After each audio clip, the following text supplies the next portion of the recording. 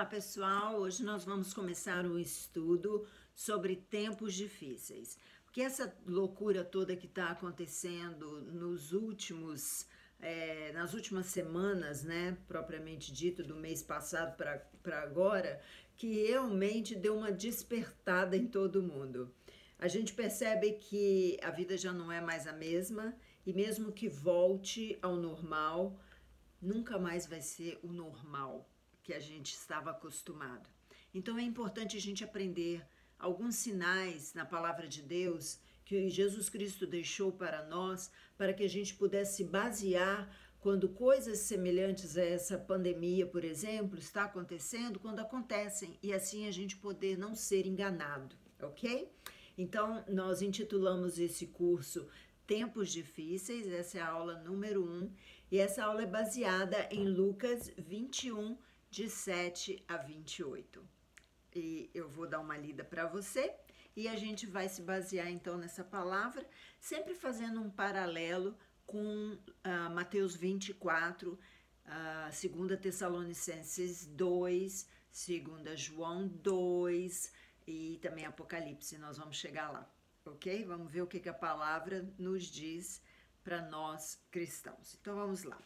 Lucas 21, seria muito bom se você também tivesse um papel, uma caneta e anotando suas dúvidas, para depois a gente poder estar se falando e tirando as dúvidas. Então, esse texto fala do princípio das dores.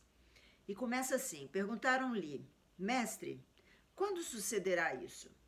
E que sinal haverá de quando estas coisas estiverem para se cumprir? Respondeu Jesus, vede que não sejais enganados, porque muitos virão em meu nome, dizendo, eu sou. E também, chegou a hora, não sigais. Quando ouvides falar de guerras e revoluções, não vos assusteis, pois é necessário que primeiro aconteçam essas coisas, mas o fim não será logo. Então lhes disse, levantar-se-á nação contra nação, reino contra reino, haverá grandes terremotos, epidemias e fomes em vários lugares, coisas espantosas, e também grandes sinais nos céus. Antes, porém, de todas essas coisas, lançarão mão de vós e vos perseguirão, entregando-vos às sinagogas e aos cárceres, levando-vos à presença de reis e governadores por causa do meu nome. E isso vos acontecerá para que deis testemunho. Assentai, pois, em vosso coração, de não vos preocupardes com o que haveis de responder, porque eu vos darei boca e sabedoria, e que não poderão resistir nem contradizer todos quantos se vos opuserem. E sereis entregues até por vossos pais, irmãos, parentes e amigos, e matarão alguns dentre vós. De todos sereis odiados por causa do meu nome, contudo, não se perderá um só fio de cabelo da vossa cabeça. É na vossa perseverança que ganhareis a vossa alma. Bom, é um texto meio pesado, né? A gente geralmente gosta de ler textos assim que falam do amor, da misericórdia, gostamos de ler coisas como prosperidade. Mas, queridos, deixa eu te falar uma coisa. Há tempo para tudo. Nós hoje estamos vivendo um tempo em que nós temos que aproveitar, até o fato da gente não estar tendo que trabalhar, não estar tendo que estar fora de casa muito, aproveitar para a gente poder aprender das coisas que o Senhor deixou para nós e que muitas vezes a gente passa batido na palavra. Bom, por que ele começou falando isso? Vamos aqui para a história deste texto. Jesus tinha acabado de falar para os seus discípulos que quando os discípulos estavam mostrando a Jesus a beleza do templo, Jesus falou, vede estas coisas? Dias virão em que não ficará pedra sobre pedra que não seja derribada. Bom, Jesus era um profeta e como profeta ele profetizou que aquele templo não ficaria em pé por muito tempo. Aquilo irritou muitos dos religiosos e puxou a curiosidade dos discípulos, e então o Senhor começou a discorrer tudo o que aconteceria nos últimos tempos. O templo, ele caiu Ele foi derrubado nos anos 70 depois de Jesus, e isso nós vamos chegar lá, eu vou explicar para vocês. Então, voltando um pouquinho atrás, Mateus e Marcos têm um relato bem semelhante, tá? E na próxima aula nós vamos discorrer então Mateus 24. Bom, na última semana de Jesus na Terra, como eu falei, ele revela o que viria. Aqui Jesus já tinha entrado em Jerusalém, ele já tinha sido aplaudido pelo povo com ramos, montado num jumentinho, e ali ele começou a falar o que aconteceria nos finais dos tempos. Bom, diante da dureza do coração dos judeus, ele começa então a falar. A primeira coisa que eu quero que vocês saibam é que esse templo não ficará em pé, e de fato nós sabemos que o templo não existe mais. E no Monte das Oliveiras, onde Jesus estava com seus discípulos, né? Eles perguntam então, mas quais os sinais que tudo isso acontecerá? E Jesus responde em 4 partes. Então vamos lá. A primeira parte é um período marcado por várias sucessões à sua volta. É o princípio das dores. Uma época de grande sofrimento e também da destruição do templo. Mas isso já é na grande tribulação, falado pelo profeta Daniel, um período de intenso sofrimento que antecede a vinda de Jesus, está no versículo 20. Cristo fala também do seu retorno para redimir seu povo, julgar e punir os ímpios, no versículo 27. E no versículo 26 a 36, ele fala então que a gente deve permanecer fiel, né? Porque é na nossa perseverança que alcançaremos a vitória. Então, o período que Jesus descreve é um período que estende entre as 2 vindas de Jesus. A primeira, que foi a humilhação de Cristo, e a segunda, que é a glória de Cristo, dando início então ao período final e à eternidade. Nós, queridos, estamos vivendo este período que antecede a vinda, a segunda vinda de Jesus, entre a primeira e a segunda. E esse tempo é marcado por alguns acontecimentos. Então vamos lá. Quais são esses sinais que Jesus deu aos discípulos, sendo que os discípulos lhe perguntaram quais seriam os sinais? O primeiro que ele fala são os falsos profetas. Ele fala bem assim: vede, não sejais enganados. Bom, vamos pensar aqui. Nesse momento, Jesus está cercado de 12 discípulos, dos quais um iria traí-lo, certo? Um iria negá-lo, que foi Pedro, o que traiu Judas. Dali sobraram 10, que fugiram na hora do aperto. Então, para Jesus falar, quer dizer, tinha um grupo ali fraco, né? Vamos dizer assim. Para Jesus falar que viriam pessoas no nome dele, enganando pessoas como se fossem o próprio Jesus, não fazia o menor sentido, não é verdade? Sendo que eles, de acordo com a opinião dos homens daquela época, Jesus não era ninguém. Era pior ainda, era um maldito que morreu numa cruz, o pior tipo de morte para o pior tipo de pessoa. Então, humanamente falando, quem, assim, em sã consciência, quer se passar por um mestre que morreu vergonhosamente na cruz e que foi abandonado, inclusive, pelos seus próprios discípulos? Não faz sentido, né? Entretanto, ele disse: muitos virão em meu nome e se passarão por mim, e eles vão enganar a muito, dizendo: sou eu, chegou a hora. E Jesus adverte aqui, como um dos sinais: não acredite nessas coisas. O que o Senhor Jesus fala, que nós sabemos em Atos 1:17, que Atos 1:11, ele virá sobre as nuvens e todo olho verá. Então veja que ninguém vos engane, ok? E olha que desde que Jesus ressuscitou, mesmo na época dos apóstolos, não cessou de ter falsos profetas. Gente contaminando a igreja, enganando a muitos. E desde o período apostólico, pós-apostólico, especialmente na Idade Média, quando a igreja sofreu uma apostasia muito grande e começou as igrejas a receberem doutrinas de homens e uma contaminação muito grande envolvendo sacrifícios e tudo mais. E hoje a gente também passa por isso, porque até hoje aparecem pessoas falando contra a palavra. enganando a muitos, até mesmo querendo mudar um pouco o que a palavra de Deus fala. E Jesus continua alertando: tome muito cuidado para você não ser enganado também. O mundo em guerra é o segundo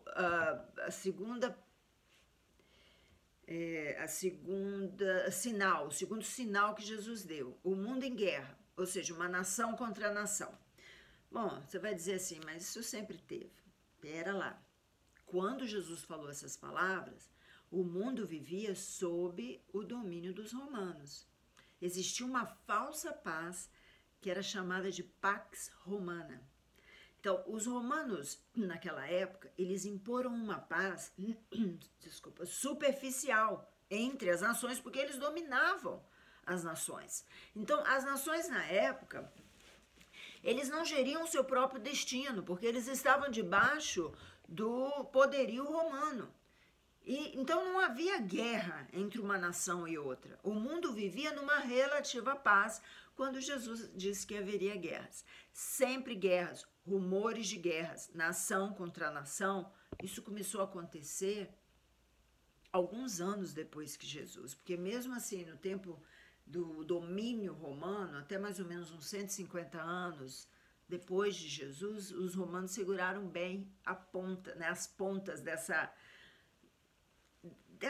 sensação de paz, porque eles é que mandavam, e ai daqueles que não obedecessem. E isso não é uma paz, né? E nós vamos ver que isso também vai acontecer com a chegada do anticristo, uma pretensa paz. A gente chega lá. Um outro sinal, revoluções, revoltas populares, está no versículo 9. São grupos dissidentes querendo subverter governos, golpes de Estado, revoluções armadas ou não. Te soa familiar isso? Pois é, esse era um dos sinais. Um outro sinal são grandes terremotos. E nós também podemos falar, mas sempre teve. Bom, mas eles vêm se intensificando. Catástrofes, queridos, não param de acontecer. Então, veja bem, até mesmo na época de Jesus, tinha um terremoto aqui e outro ali, mas se você pegar de 1900 para cá, são terremotos de escalas muito maiores. 40 anos após Jesus dizer essas palavras, o Monte Vesúvio entrou em erupção, destruindo toda Pompeia. No versículo 11, então, nós vemos Jesus falar que a coisa ia ficar feia, que ia ter mais e mais acidentes como esse. O quinto sinal são as epidemias seguidas de fome, de colapso do sistema financeiro, estruturas de governo e sociedade que iam se romper. E a humanidade, ela tem passado por muitas delas. A mais famosa é a peste negra ou a peste bubônica, que matou mais ou menos 60% dos habitantes da Europa.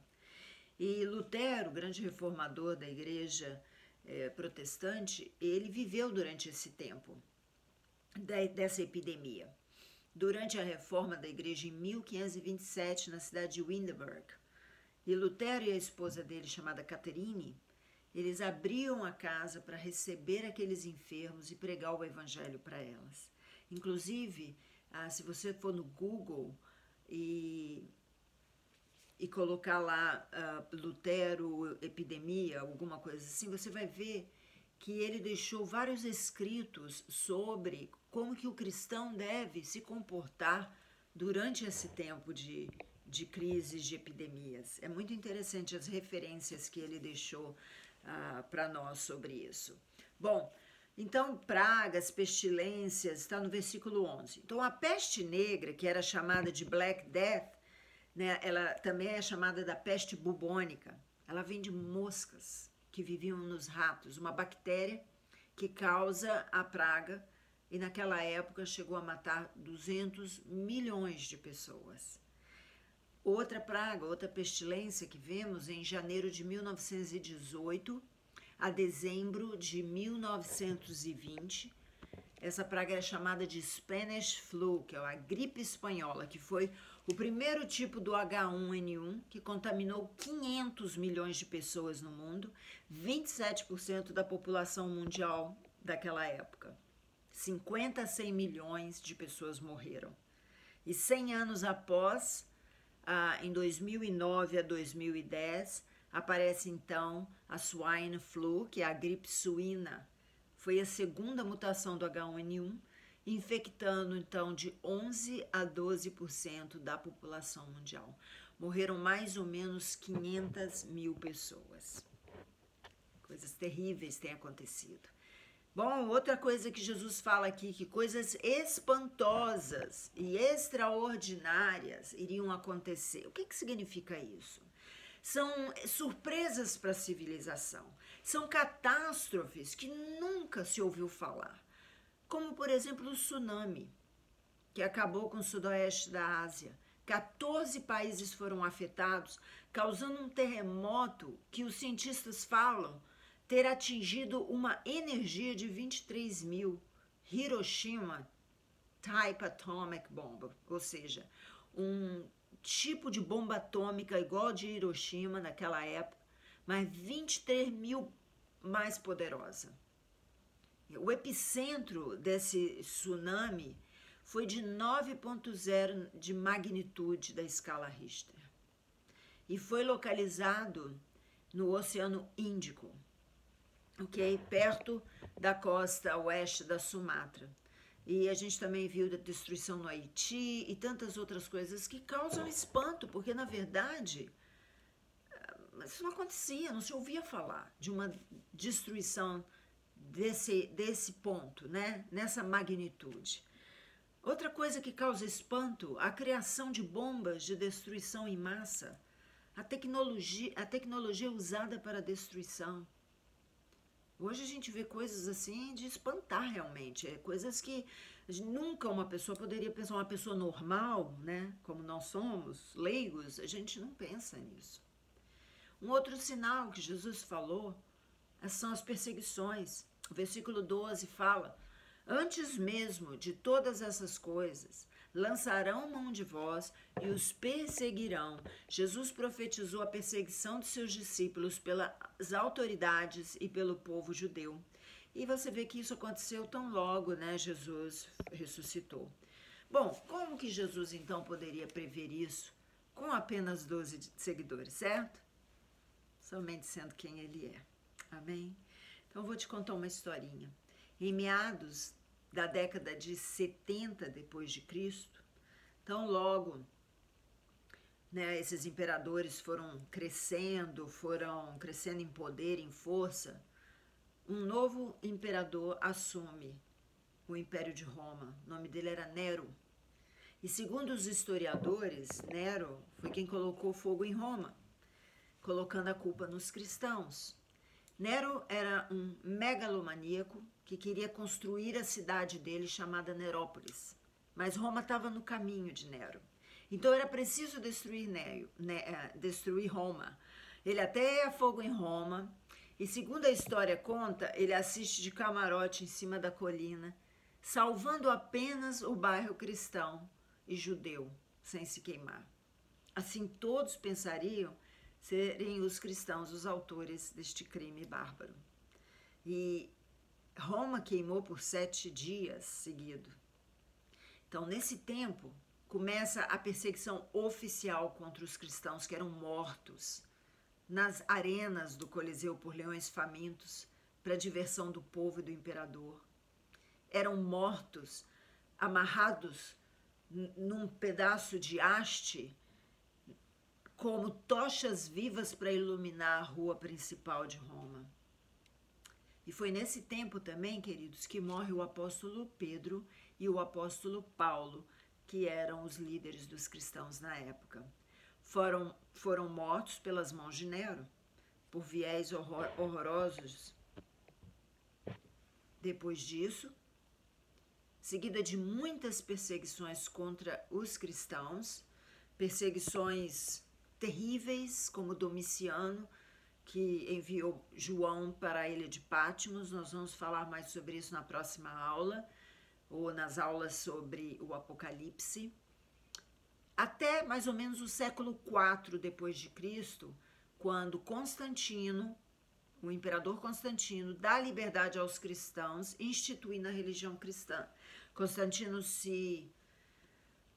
dizem que ele se converteu ao cristianismo, mas a história é longa e serviu para que ele legalizasse a fé cristã, permitindo que os cristãos cultuassem a Cristo, mas também com isso entrou muita apostasia e muitas leis de homens na igreja, e foi quando começou o papado, né, na história da igreja. Foi no século IV. Bom, como que Jesus previu tudo isso, né? Na época que ele disse isso, era humanamente impossível de prever, pois ele tinha apenas um pequeno grupo de homens, um pequeno grupo de seguidores. Bom, os cristãos são odiados por causa do nome de Jesus, isso se chama cristofobia. Até os dias de hoje, as pessoas nos odeiam porque servimos a um só Deus, né? Não compactuamos com as coisas do mundo. Mas apesar do ódio, o cristianismo continua crescendo em todo o mundo. Esse texto também nos mostra que calamidades vão continuar a acontecer até o retorno de Jesus em glória. Não vamos ter paz. Nós temos períodos de estio, mas não de paz. Não temos que ter esperança na paz humana. Isso é ilusão. Jesus já nos disse, nesse mundo tereis aflições, nesse mundo tereis catástrofes, nesse mundo tereis pandemias. Essa é a realidade do mundo. Enquanto estamos neste mundo, ligados a este mundo, nós vamos passar por várias tribulações. Mas tem de bom ânimo, diz o Senhor. E são esses os sinais de que o mundo caminha para um fim. Se você for no versículo 9, Jesus fala assim: não vos assusteis, pois é necessário que estas coisas aconteçam, mas não é o fim. O fim não será logo, o fim não é hoje, o fim não é agora. Com isso, Jesus quis dizer que essas pragas, elas não estão marcando o dia do fim, mas sinais como esses foram dados por Deus para nos dar a certeza que o fim virá. Porque, na verdade, queridos, quando o fim estiver próximo, são outros sinais que nós vamos chegar lá nas próximas aulas.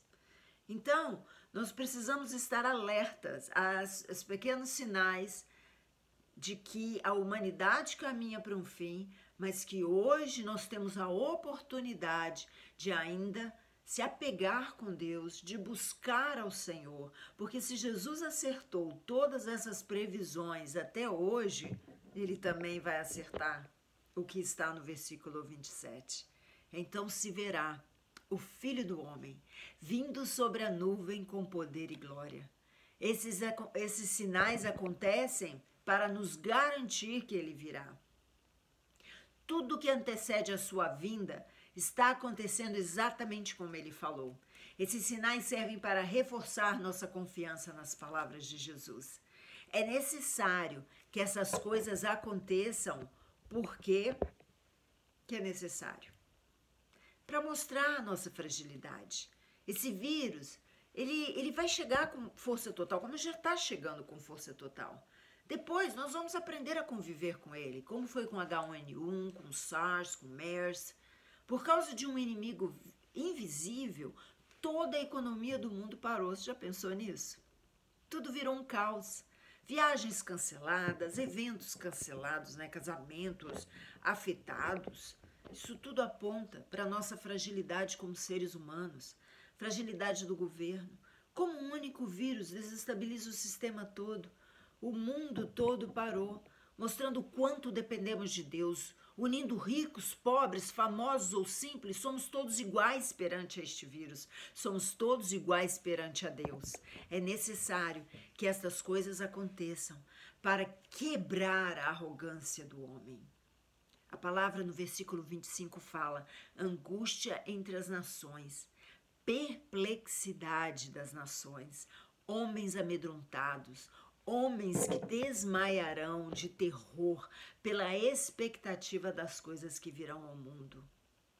Mostra que não somos tão autossuficientes assim, que não temos controle do nosso destino. Mostra que temos um Deus acima de tudo. Essas coisas devem acontecer preparando a vinda do Senhor Jesus, preparando a chegada dele e dando oportunidade àquele que não enxergava, que comece a ver e que se entregue ao Senhor Jesus. Como proceder? Quando você vê que estas coisas estão acontecendo, a palavra de Deus fala: exultai, pois a nossa redenção se aproxima. Que você fique com essa palavra no teu coração e que você deixe essa palavra criar raízes dentro de você. Que você creia que há um Deus que olha por tudo, cuida de tudo e de todos e tem o total controle sobre todas as coisas. Creia, esse ainda não é o fim. Tem muita coisa maravilhosa para a gente ainda viver na presença de Deus. Que o Senhor te abençoe.